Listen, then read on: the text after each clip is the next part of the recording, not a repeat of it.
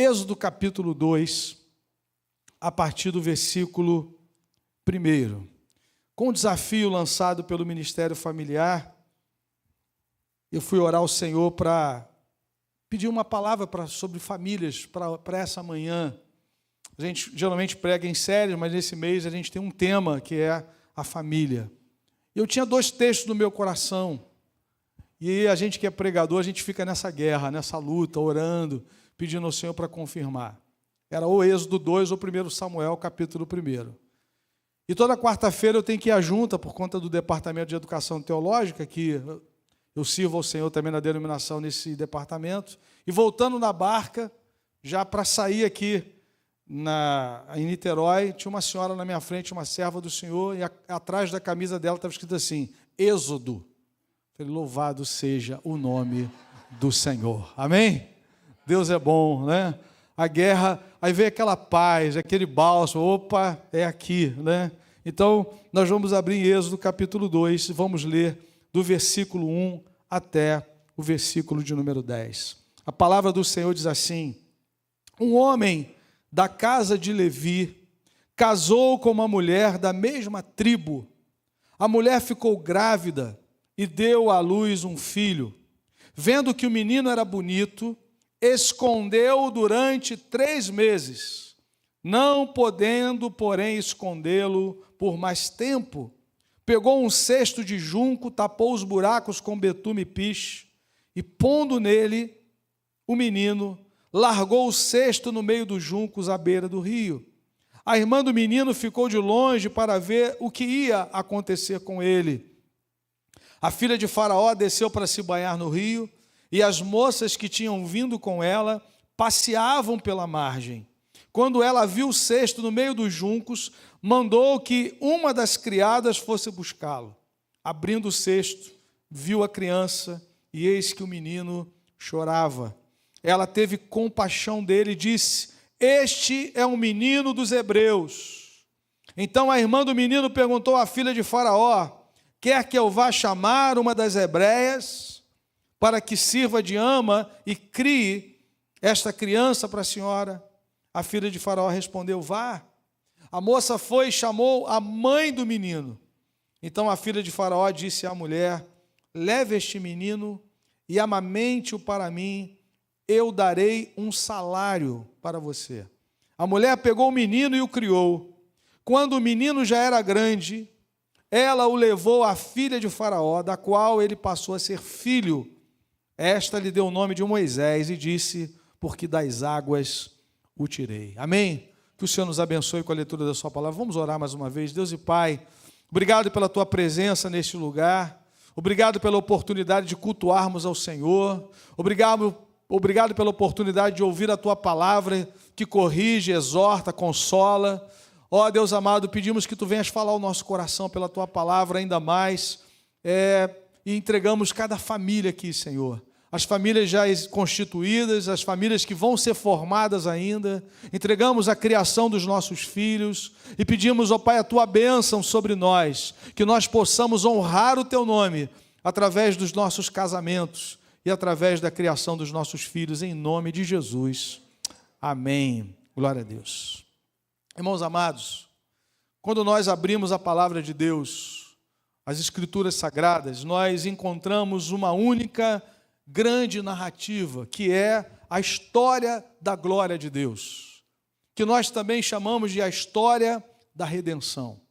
Do Gênesis ao Apocalipse, há uma só história, a história da glória de Deus, manifesta na história da redenção. No centro dessa história, há uma pessoa em destaque, a pessoa do Senhor Jesus Cristo, o Filho de Deus. Amém? Então essa é a essência das Escrituras, uma pessoa, uma história de redenção. Agora, o que é curioso quando nós lemos a palavra, é que essa história da redenção, ela se desenvolve na história humana. Não é uma história paralela, ela acontece na história da humanidade, com os dramas e conflitos que são comuns a todos nós, sobretudo após o rompimento com Deus, em Gênesis, no capítulo 3. Depois que os nossos pais romperam com Deus, nós passamos a viver o drama desse afastamento, o drama dessa separação. E aí é que nós começamos a perceber que essa história da redenção passa pelas famílias. Porque uma família foi atacada por Satanás no Éden. Uma família foi destruída e todas as demais foram impactadas. Mas também nós vemos na palavra que uma família foi prometida a Abraão, uma descendência, uma grande descendência, para que através da descendência de Abraão viesse o grande descendente, o Redentor, o Senhor Jesus Cristo. Por isso que família é importante. Família foi criada por Deus. Família foi atacada pelo adversário, mas família é alvo da graça redentora de Deus. Família é alvo da restauração de Deus. E aqui nós olhamos para essa passagem e nós precisamos enxergar esse texto e todos os textos da Bíblia dentro dessa grande história da redenção. Porque senão nós vamos achar que Moisés é algum protagonista, que Davi é algum protagonista, que Paulo... Não, o protagonista da história da redenção é Cristo Jesus. Esses irmãos do passado, homens e mulheres de Deus, foram coadjuvantes nessa história. A grande história é a história da redenção. Mas Deus usa famílias, Deus usa pessoas. E aqui nós chegamos a esse texto, e é importante que você olhe primeiramente para o capítulo 1 de Êxodo, Êxodo capítulo 1, versículo 1. Qual é o contexto aqui dessa passagem? O texto vai dizer: são estes os nomes dos filhos de Israel que entraram com Jacó no Egito, cada um com a sua família. Esse texto nos fala de famílias. Deus fez uma promessa a Abraão que daria a ele uma terra, que daria a ele uma grande descendência, e que através da sua descendência ele abençoaria todas as famílias da terra. E a história vai se desenvolvendo a partir desse homem. Deus começa pelo caminho mais complicado. Deus não chama um casal jovem com uma mulher fértil. Deus chama um casal de idade com uma mulher estéril, para mostrar que a história da redenção é a história da glória de Deus. A história da igreja é a história da glória de Deus. A sua história é a história da glória de Deus, revelada em Jesus Cristo, um dos descendentes de Abraão. Então nós temos Abraão, Isaque, Jacó. Veja o que o texto diz: são estes os nomes dos filhos de Israel que entraram com Jacó no Egito. Jacó e Israel é a mesma pessoa. Deus é o Deus das pessoas difíceis. Deus transforma Jacó em Israel. O Deus de Jacó é o nosso refúgio, diz o salmista no Salmo 46. Então essa família está aqui no Egito. Deus usa José, Deus usa o faraó, amigo do José, para que a família de Jacó descesse para o Egito, para aquele tempo difícil de fome que a terra experimentou. Só que o Egito, irmãos, não era um final da história. O Egito não era um fim em si mesmo, era só um momento. E a palavra do Senhor vai dizer no capítulo 1 que esse povo foi se multiplicando. E o novo faraó é levantado, e esse novo faraó olha para o povo de Israel já com outros olhos, com medo, com uma ameaça. Esse povo vai se multiplicando. Veja aí o capítulo 1, versículo 12. Mas quanto mais os afligiam, tanto mais se multiplicavam. A bênção de Deus no meio do seu povo, naquele ambiente hostil, de politeísmo lá no Egito. E aí, irmãos, esse povo vai crescendo. E agora Deus está preparando algo tão poderoso, tão precioso para esse povo, que é a sua libertação. A história vai continuar. A promessa não foi somente de uma descendência, mas foi a promessa de uma terra. Deus colocaria esse povo na sua terra. E aí, a palavra do Senhor nos diz que esse povo passou a ser escravizado. E é nesse contexto que nós chegamos agora, nesse texto aqui do capítulo 2 de Êxodo. Aqui nós nos deparamos com a família de Moisés. Ele veio a ser o libertador do povo de Israel, em resposta ao clamor desse povo ao Senhor. E é interessante, quando nós chegamos no final do capítulo 2, quando o povo está clamando, a resposta de Deus foi baseada na sua aliança, no seu caráter, na sua promessa. Vejam o verso 23 do capítulo 2, decorridos muitos dias, o rei do Egito morreu, os filhos de Israel gemiam por causa da sua escravidão, eles clamaram e o seu clamor chegou até Deus. Deus ouviu o gemido deles e se lembrou de quê, irmãos? Da sua aliança com Abraão, com Isaque e com Jacó. Então, é nesse contexto que nós chegamos até a família de Moisés. E eu quero refletir nessa manhã sobre uma família na história da redenção. Como Deus envolve as nossas famílias, como envolveu a família de Moisés para fazer parte dessa história. Porque a história não é sobre ele, é sobre a redenção. Mas era importante essa família na história, desse plano de Deus, para o avanço desse povo, para a constituição desse povo, para a libertação desse povo do Egito. Deus move o que tem que mover, porque o seu alvo é a salvação de homens e mulheres, que foram criados à sua imagem e semelhança, se afastaram de Deus, precisam de redenção, mas o Redentor precisa chegar por meio de uma família, da descendência de Abraão. E aqui nós chegamos a esse texto, porque através de Abraão nós vamos chegar ao Senhor Jesus Cristo. Amém? Então eu queria pensar sobre essa família que foi chamada para ser um instrumento de Deus na história da redenção. Há dois destaques que eu quero fazer nessa manhã. O primeiro deles, uma família que é instrumento de Deus na história da redenção, é chamada a honrar a Deus através do casamento. Veja como é que começa o texto. Um homem da casa de Levi casou com uma mulher da mesma tribo. Né? Então essa história começa com um casamento. Com um casamento. E eu tenho muito carinho por esse texto, porque foi o texto que foi usado no meu casamento com a Graciane. Né? O pastor que pregou, ele usou exatamente esse texto. 23/12/94. Ela merece um monumento lá em casa, né? Quase 31 anos me aturando, mais 5 de namoro. Vai fazendo as contas aí, né? Então foi esse texto. E há dois princípios que são importantes aqui. Primeiro, a essência do casamento divino. Qual é a essência do casamento, irmãos? Um homem deixa a sua casa de origem, deixa seu pai, sua mãe, se une à sua esposa, estabelece uma aliança com o seu cônjuge, e essa aliança se culmina na consumação física dessa união. O homem deixa pai e mãe e se une à sua mulher. O casamento bíblico estabelecido por Deus é entre um homem e uma mulher. Isso é casamento aos olhos de Deus. Embora isso seja contracultural hoje, mas nós, como discípulos de Jesus, cremos na instituição do casamento como abençoado pelo Senhor, com o propósito de espelhar e espalhar a glória de Deus. Nós fomos criados para isso, a imagem e semelhança, para espelhar e espalhar a glória de Deus. E isso só é possível numa relação entre um homem e uma mulher. Porque para espalhar a sua glória, isso é possível através de uma descendência. Amém, irmãos?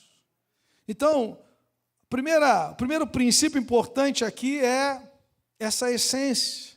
Um homem deixa seu pai e sua mãe, conforme Gênesis 2:24, se une à sua mulher, eles se tornam uma só carne na sua união sexual, que é abençoada, a intimidade sexual é abençoada dentro do casamento.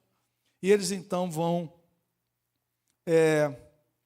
crescer e vão se multiplicar para a glória do Senhor. Um outro princípio é a rejeição do jugo desigual. Percebam, um homem da casa de Levi casou com uma mulher da mesma tribo.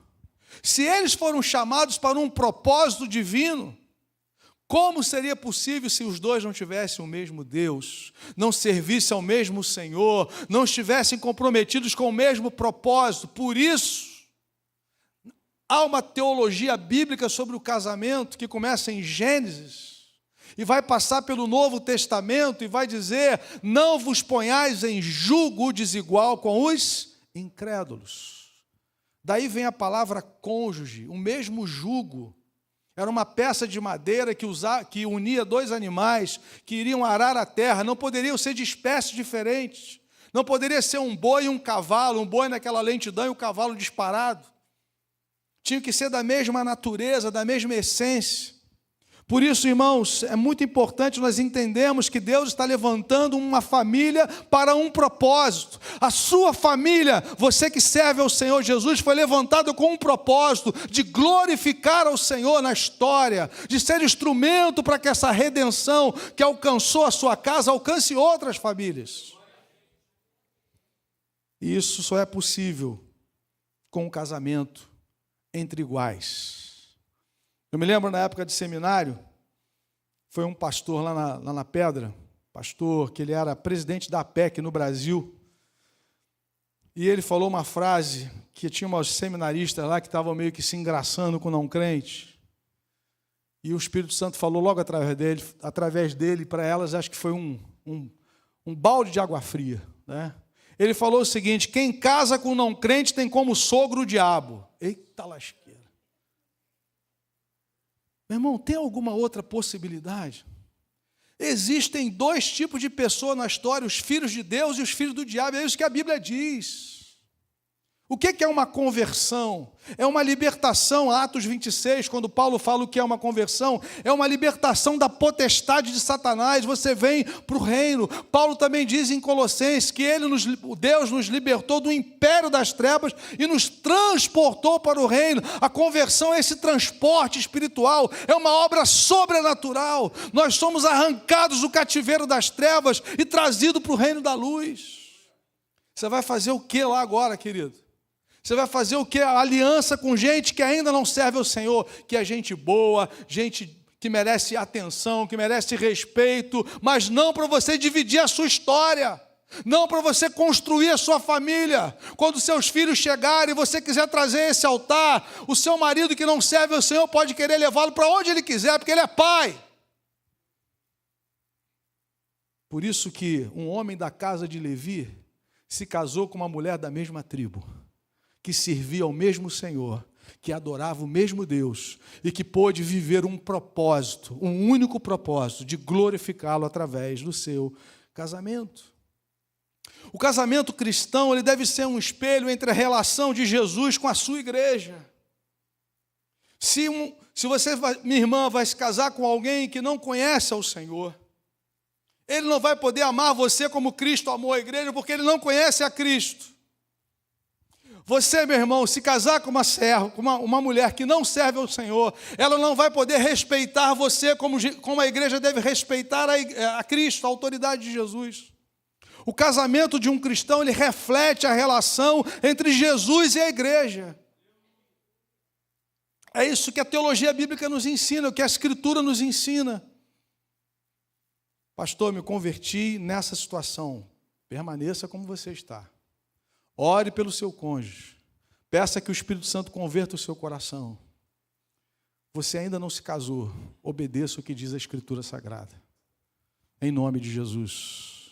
Considere o que a Bíblia diz. Deus nos ama. Deus quer nos livrar de situações que são terríveis para a nossa vida. Às vezes nós achamos que Deus é um Deus limitador. Por que eu não posso, querido? Deus está livrando você, guardando a sua alma, livrando os seus filhos de um casamento dividido, de uma família dividida, que vai trazer prejuízos espirituais para você e para a obra do Senhor também, em nome de Jesus. Então, querido, o primeiro princípio importante aqui nessa passagem é que uma família que é instrumento de Deus na história da redenção, a história da redenção tem a ver com aquilo que Cristo fez, obviamente, mas Deus vai usar famílias, tanto para ser resgatada como para ser proclamadora dessa redenção. Então, nós fomos chamados a uma família que é instrumento de Deus na história da redenção, é chamada a glorificar a Deus através do casamento. Mas há um passo a mais no texto, há um princípio a mais. Uma família que é instrumento de Deus na história da redenção é chamada a honrar a Deus na criação dos seus filhos. Perceba o texto. Se no versículo 1 o texto fala do casamento entre Amrão e Joquebede, que são os pais de Moisés. No versículo 2 o texto fala da gravidez. Como resultado dessa união, como resultado dessa aliança, a mulher ficou grávida e deu à luz um filho. Vendo que o menino era bonito, escondeu durante 3 meses. Amém? Quem registrou esse texto aqui foi Moisés. Então ele acreditou na palavra da mãe dele, né? Vendo que o menino era bonito. Que para a mãe todo filho é bonito, já percebeu isso? Nasce com aquela carinha de joelho, enrugado, né? Olha que criança linda, cadê? Né? Mas a gente acredita, né? Moisés registrou o que a mãe falou, né? Então está aqui. Então perceba, irmãos, agora, se no versículo 1 o foco está voltado para o casamento, no 2 nós temos a informação da gravidez de Joquebede. Por que isso é importante? Era a bênção de Deus na descendência de Abraão, se desenrolando na grande história da redenção até chegar em Jesus, amém, querido? Se você abrir em Mateus capítulo 1, vai dizer assim, livro da genealogia de Jesus Cristo, descendente de Davi, descendente de Abraão. Esse texto é importante justamente por causa disso, a história da redenção está avançando. Agora, quando nós olhamos para esse texto, nós encontramos algo que é normal e algo que é anormal. O que é normal aqui? Uma mulher se deitar com seu esposo, ter relação, ela ficar grávida.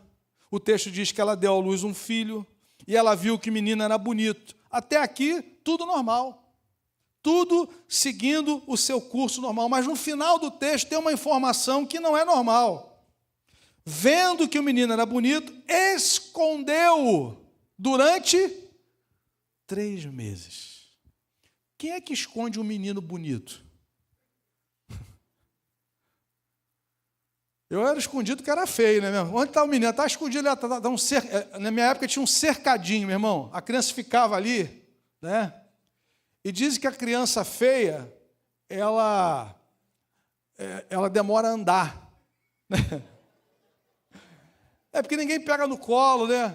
Quer dizer, ela anda mais rápido, porque ninguém pega no colo, ela vai se esforçando ali, começa a engatinhar, que para andar tem que engatinhar primeiro, para desenvolver essa região do abdômen, né? Então, agora um menino bonito, você vai esconder esse menino? Você quer tirar foto, quer mostrar para todo mundo, traz para a igreja, vai consagrar o menino, né? Aí todo mundo olhando, mas tem uma coisa aqui que não está batendo.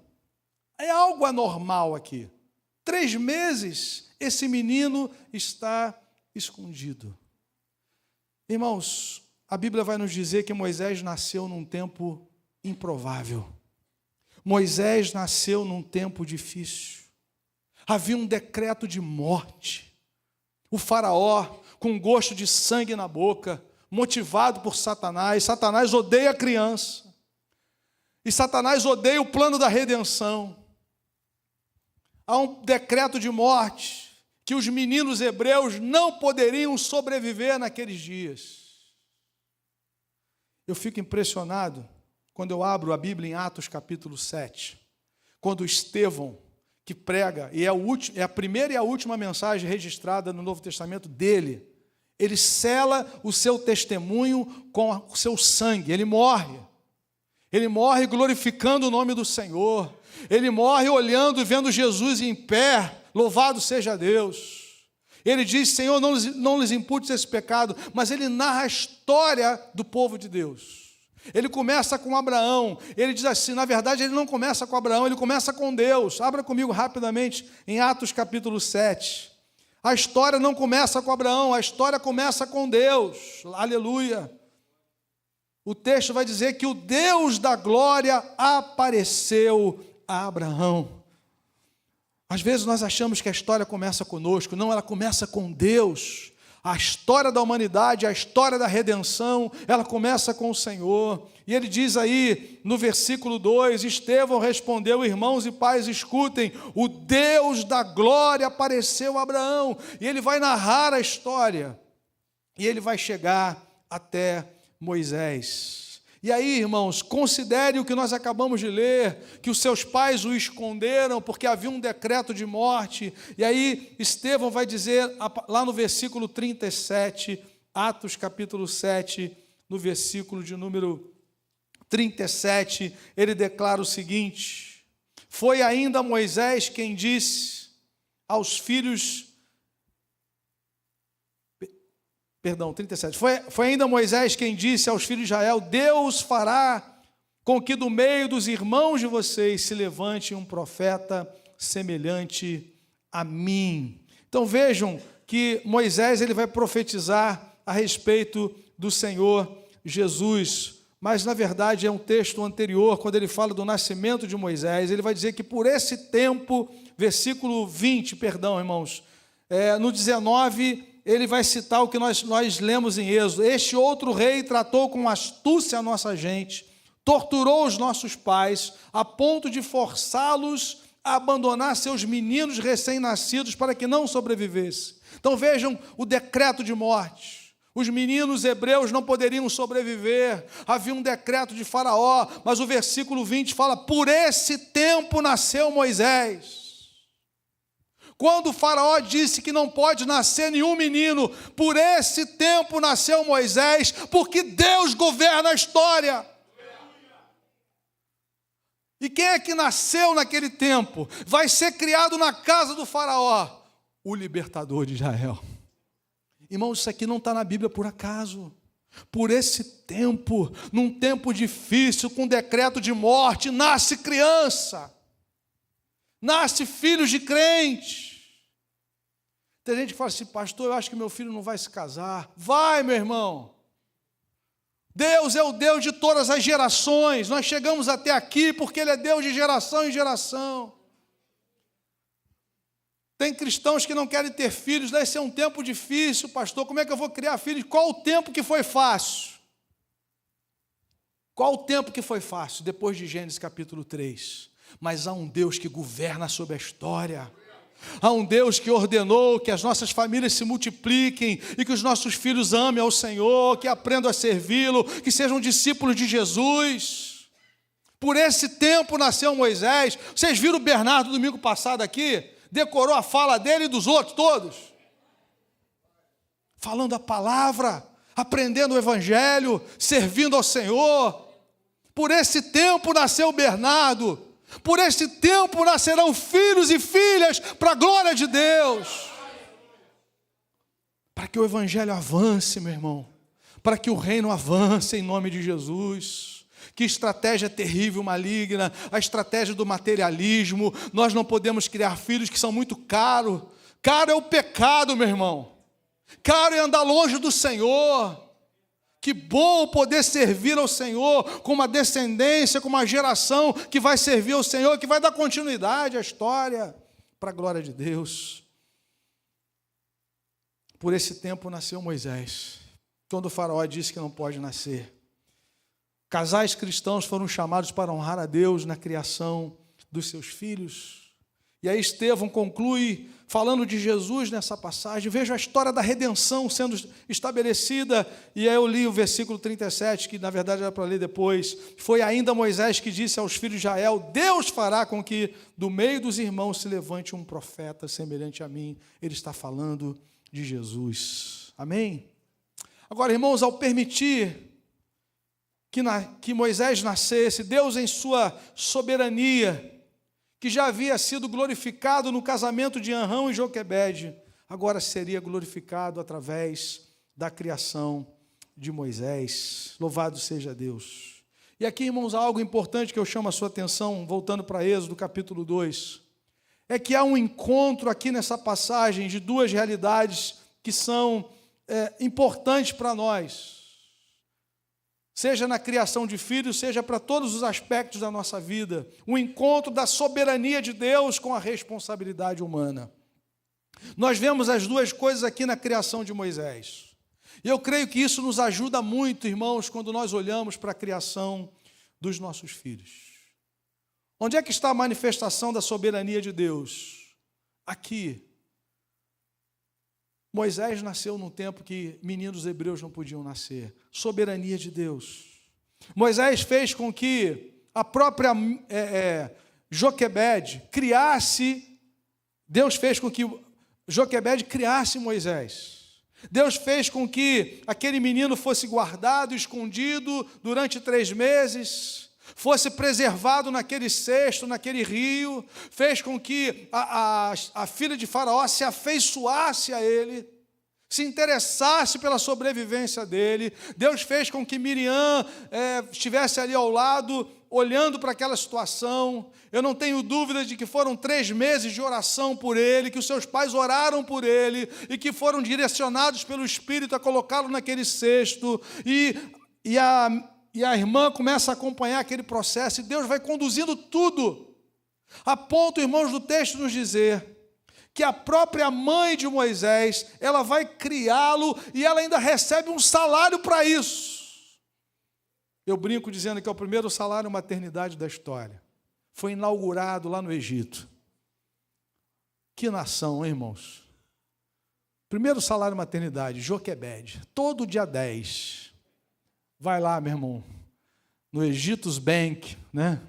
Vai sacar. Não tinha Pix na época, nem cartão, tinha que ser na boca do caixa, né? O egípcio lá, olhando aquela senhorinha, Moisés assim, que eu vim pegar o meu, todo dia 10. Separa o dízimo do Senhor, 90 é meu. Ué. Primeiro salário maternidade da história, por conta da soberania do Senhor. Louvado seja Deus. Olhe para os seus filhos, irmãos. Veja a soberania de Deus. Deles virem à luz, deles virem ao mundo no tempo certo de Deus. A maneira como eles nasceram, tanto as características físicas, emocionais, espirituais, a oportunidade que eles têm tido de conhecer a palavra do Senhor. Mas, irmãos, por outro lado, nós temos aqui a responsabilidade dos pais. O texto de Hebreus 11 vai dizer que eles, pela fé, guardaram Moisés. Foi um ato de coragem, foi um ato de fé. Eles protegeram o seu filho. É a nossa responsabilidade proteger os nossos filhos. Mas não somente proteção física nós encontramos no texto.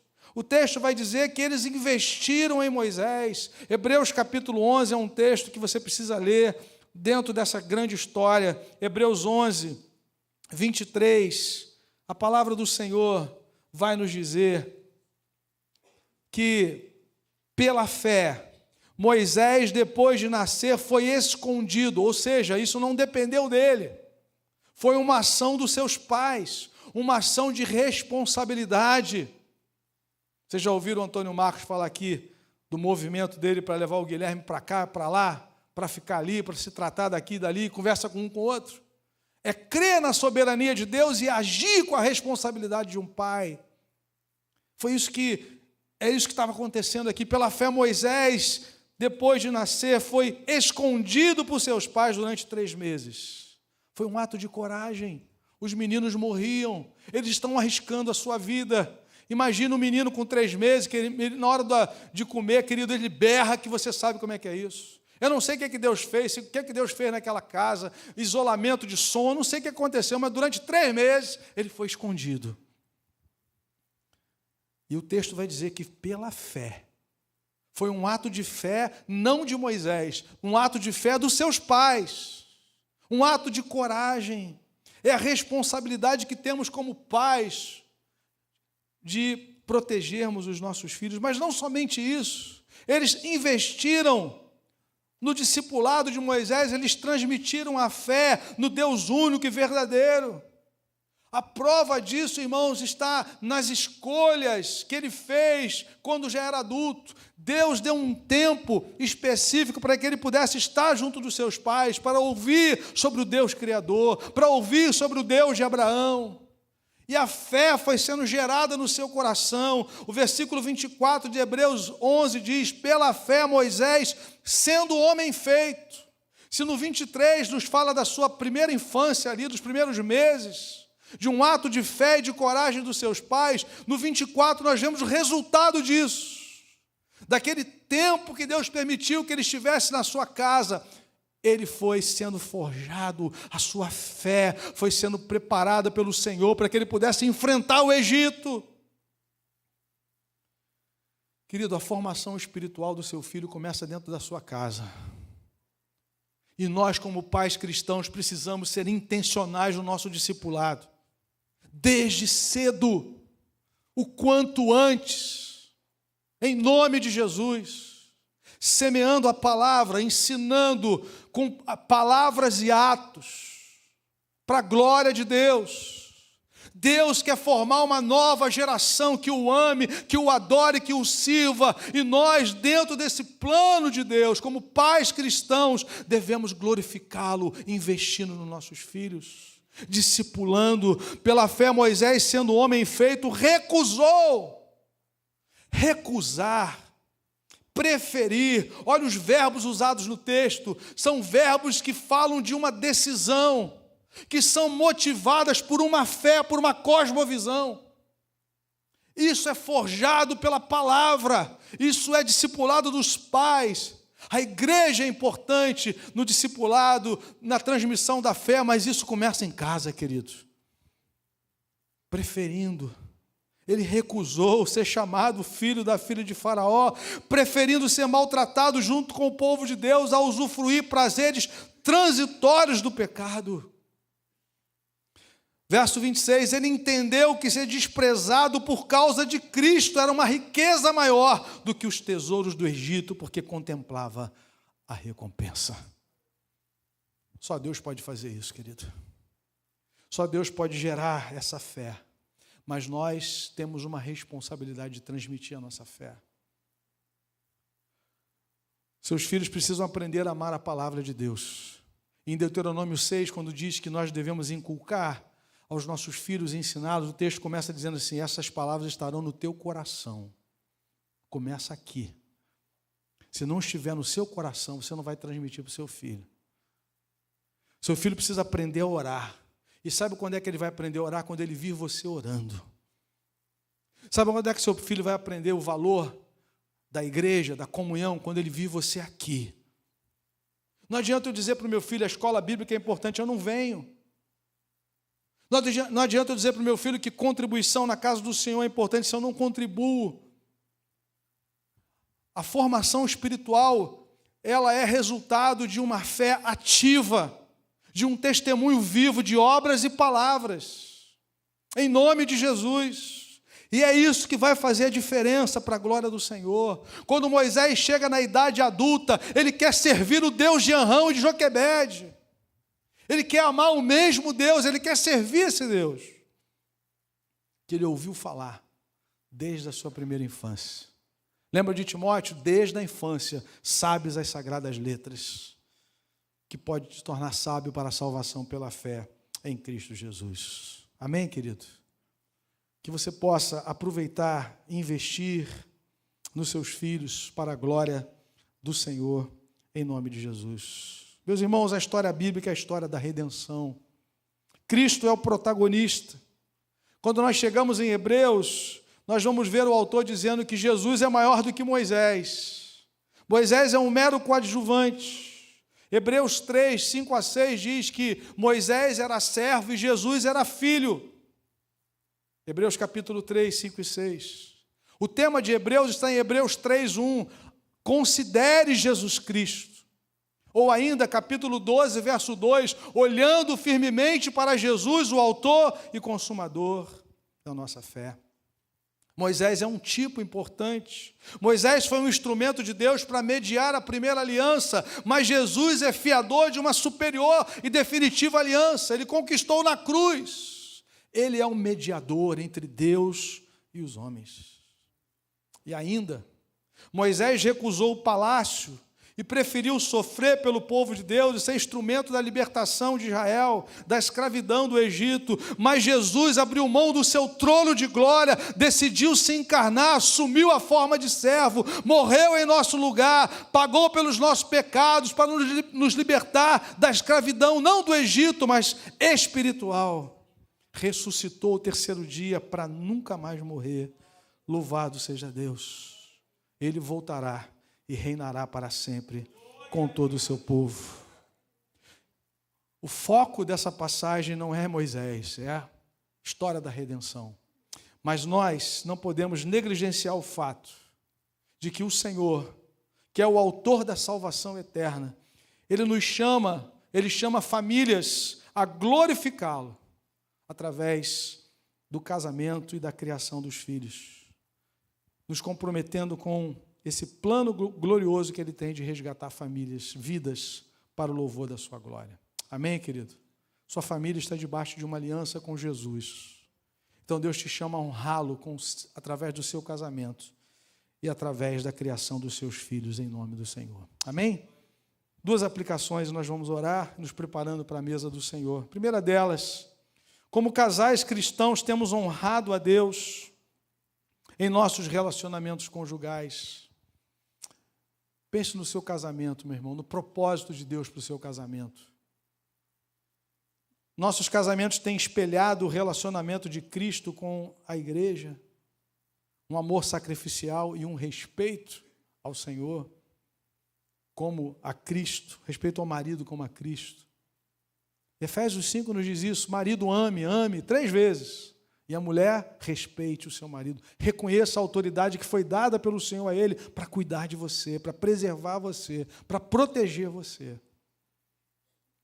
Nossos casamentos precisam refletir essa relação. Por isso que Deus odeia o divórcio.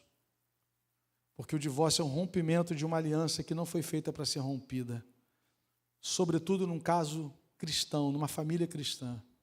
Que o nosso casamento deve refletir o amor de Jesus pela igreja. Jesus nunca vai abandonar a igreja ao meio do caminho. Segundo lugar, como pais cristãos, temos criado os nossos filhos para a glória de Deus. Irmãos, eu sei que há muitos propósitos nesse mundo que às vezes tentam influenciar a criação. Naquele afã de que seu filho cresça, de que seu filho prospere, de que seu filho se desenvolva. Talvez há tantas coisas, tantas expectativas e tantos investimentos. Mas, acima de tudo, Deus quer que seus filhos o amem, o adorem, o sirvam, para a glória de Deus. Ame ao Senhor, que sejam discípulos de Jesus. E aí nós vimos nessa passagem que existe algo que faz parte da soberania de Deus. Por esse tempo nasceu Moisés. O faraó disse: não vai nascer. Deus falou assim: o quê? Vai nascer e vai ser plantado dentro da tua casa. Vai comer da tua comida de graça ainda. Esse menino vai estudar no melhor colégio que tem aí. Vai aprender matemática, vai aprender engenharia, vai aprender sobre tática de guerra, vai ser uma máquina na minha mão. E quem vai pagar vai ser você, faraó. Você vai pagar, e vai pagar a mãe dele também. Porque Deus é o Senhor. O que está em jogo aqui é a história da redenção, meu irmão. Não é manifestação do poder humano, é a glória de Deus. A nossa história é a história da glória de Deus. Mas nós precisamos investir intencionalmente na vida dos nossos filhos, com testemunho de fé e obras, para que eles vejam Cristo em nós e o desejem como Senhor das suas vidas, para a glória do Senhor. Amém? Coloque a sua casa diante de Deus, coloque os seus filhos. Eu sei que você quer o melhor para eles, mas o melhor que eles podem ter é servir ao Senhor. O melhor que eles podem ter é a herança espiritual de adorarem e servir ao Senhor. Em nome de Jesus. Antes de serem médicos cristãos, eles são cristãos que são médicos.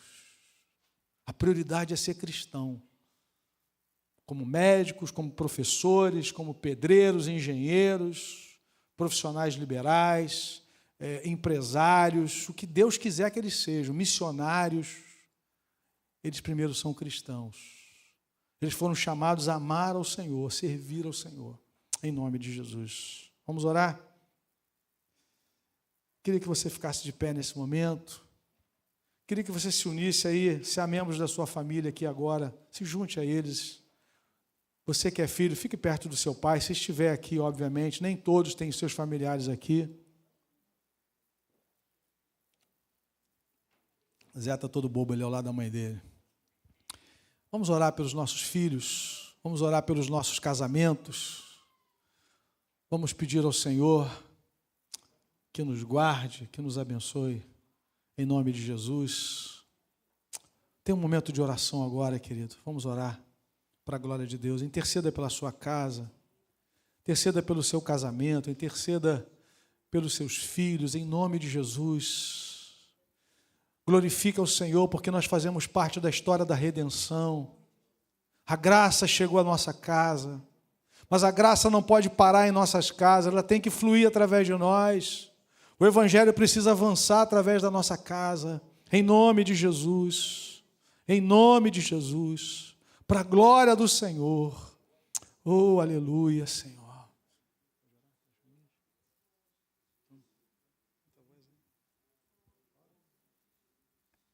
Senhor, obrigada, Pai, pelo privilégio de estarmos, Pai, em Sua presença com nossas famílias, Senhor. Te louvamos porque isso é uma obra Tua, Senhor. Te louvamos, Pai, por esse privilégio, Pai. Queremos colocar as famílias, Senhor, aqui presentes em Tuas mãos, Pai. Que o Senhor, Pai, possa estar unindo, Senhor. Que possamos cada dia, Senhor, estar juntos em Tua presença, orando, Senhor, lendo a Tua palavra juntos, Pai. Seguindo, Senhor, a Tua verdade, Pai, como Cristo, Pai, como principal em nossas vidas, Pai, como nosso bem mais precioso, Senhor.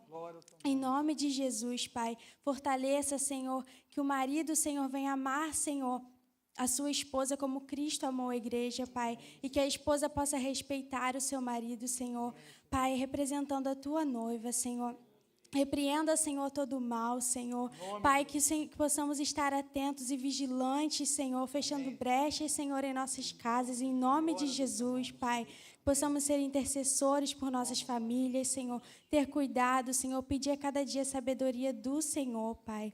Em nome de Jesus, Pai, que aqueles filhos, Senhor, que não estão aqui presentes hoje, Senhor, mas que os seus pais estão aqui, Pai, que o Senhor possa vir a despertar, Senhor, em nome de Jesus, Pai, que o Senhor possa lembrar, Senhor, daqueles filhos que foram criados na Tua casa, Senhor, lembrar, Senhor, daquilo que eles aprenderam um dia, Senhor, que o Senhor possa estar, Senhor, usando os pais ali, Senhor, em nome de Jesus, Pai, fortalecendo, que eles não desistam dos seus filhos, Pai, porque nós cremos que o Senhor é fiel, Senhor. O Senhor pode trazê-los de volta, Pai. Em nome de Jesus, Pai. Aqueles filhos também que estão aqui sem os seus pais e que desejam estar junto deles. Que o Senhor possa estar usando essas vidas, Senhor, em nome de Jesus. Trazendo os seus pais, Senhor, em nome de Jesus. Amém.